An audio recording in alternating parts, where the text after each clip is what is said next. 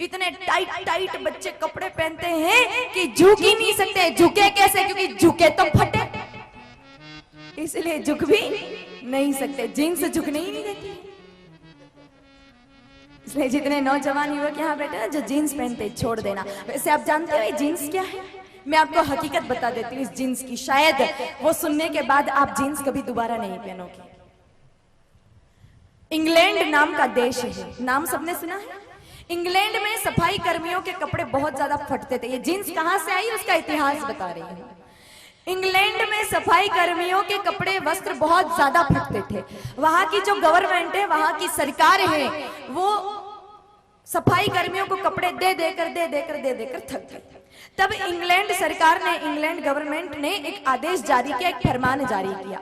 कहा कि जो कोई व्यक्ति ऐसा कपड़ा बनाएगा जो मोटा हो, जल्दी फटता ना हो, जल्दी गंदा ना होता हो, तो उसको इंग्लैंड सरकार उचित दाम देकर, उचित मूल्य देकर खरीद लेगी। जैसे ही ये फरमान हिंदुस्तान में आया, उस समय भारत की अरविंद मिल ने, ध्यान से सुनना, हिंदुस्तान की अरविंद मिल ने सबसे पहले जींस बनाया और भेज दिया इंग्लैंड। किनके लिए? सफाई कर्मियों के लिए, गटर साफ करने वालों के लिए।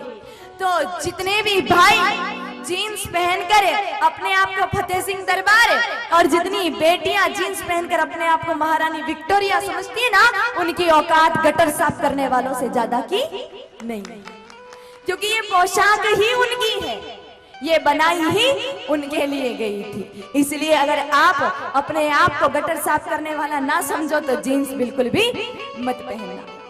और विडंबना कैसे? लड़के तो पहनते ही पहनते, पर लड़कियां पीछे नहीं है जीन्स पहनने में। लड़कों की जीन्स होती है एडी एडी तक, और लड़कियों की जीन्स होती है घुटने घुटने तक। ऊपर टी शर्ट पहनती है जिसके बाएं स्लीव्स तो होती नहीं, उनको देखकर ऐसा लगता है कि इनकी आस्ती ने कोई उंदरे गुतर कर ले गए। बेटियों को कभी भूल कर भी जीन्स नहीं पहनना चाहिए। एक बार बेटे खुद को गटर साफ करने वाला समझ के पहन ले, कोई बात नहीं, लेकिन बेटियों को नहीं पहनना चाहिए। देखो आज हमारे हिंदुस्तान में बेटियों का अपमान हो रहा है। रोज अखबार उठाकर देखें तो लगभग 70% खबरें हमको बलात्कार की, दुष्कर्म की और छेड़छाड़ की मिलती है। रोज अगर सुबह सुबह टीवी खोल कर देखे तो सुबह सुबह ही दिमाग खराब हो जाता है। इतनी खबरें बलात्कार की, दुष्कर्म की, छेड़छाड़ की आती है। क्यों? पहले नारियों का इतना सम्मान होता था, आज ऐसा क्यों हो रहा है? मैं ये तो नहीं कहती कि सारा दोष बेटियों का है, नहीं, लेकिन 70% गलती सिर्फ लड़कियों की होती है। जब टाइट टाइट जींस और अधनंगे कपड़े पहनकर कोई लड़की बाजार में गुजरेगी और किसी दुष्ट पापी की नजर पड़ गई तो पूजा की थाली लाकर आरती उतारेगा क्या? फिर तो इज्जत ही जाएगी। कुछ पढ़े लिखे लोग नहीं मानेंगे, ये 21वीं सदी है, इसमें ऐसा कुछ भी नहीं होता है। लेकिन मेरे भाई बहनों याद रखना, सदी चाहे कैसी भी हो, जमाना चाहे कोई सा भी हो, लेकिन अगर घर के आंगन में आपने भोजन की थाली खुली छोड़ रखी है ना, तो कुत्ता तो मुंह मारेगा ही मारेगा। इसमें कोई सदी या जमाना कुछ नहीं कर सकता। ये दोष कुत्ते का नहीं, ये दोष तो हमारा है। थाली को खुला क्यों छोड़ा?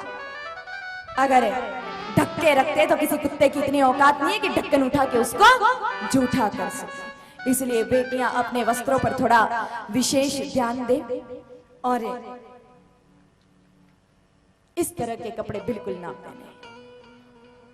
वैसे भी लड़कियों को ऐसा लगता है कि हम जीन्स में ज्यादा सुंदर दिखते हैं, ऐसा बिल्कुल नहीं। आप स्वयं दो लड़कियों की तुलना करना, एक ने भारतीय संस्कृति के अनुरूप कपड़े पहने हैं, सलवार कमीज पहना है, अच्छे से दुपट्टा लगा रखा है, बाल पर तिलक लगा रखा है और मेकअप बिल्कुल नहीं कर रखा है, लिपा पोती बिल्कुल नहीं की है, और उसके सामने दूसरी जीन्स वाली लड़की है बिल्कुल मॉडर्न, खूब सारी लिपापोती कर रखी है। दोनों की तुलना करके देखना, जो भारतीय संस्कृति के अनुसार कपड़े पहनने वाली लड़की है ना, वो माता सीता, माता रुक्मिणी, माता अंबा, दुर्गा, भवानी, जगदम्बा जैसी दिखती है, और जींस वाली लड़की किसी राक्षसी शूर्पणखा पूतना से कम नजर नहीं आती।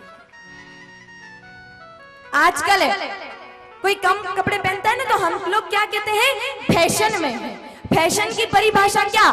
मतलब हमारे दिमाग में यह है कि जो जितना कम कपड़ा पहनता है, जो जितना ज्यादा नंगा है, वो उतना फैशन में है। ये तो कोई फैशन की परिभाषा नहीं हुई। और अगर सिर्फ कम कपड़े पहनना ही फैशन है ना, तो फिर हमसे ज्यादा फैशन तो कुत्ते करते हैं, क्योंकि कुत्ते भेड़ बकरियां तो कपड़े ही नहीं पहनते, वो तो बिल्कुल ही फैशन में। फिर देखो इस दुनिया में सबसे ज्यादा अगर कीमती कोई है तो वो है इज्जत, और जो जितनी कीमती होती है ना उस चीज को उतना ढक के रखा जाता है, सबके सामने प्रदर्शित नहीं किया जाता है।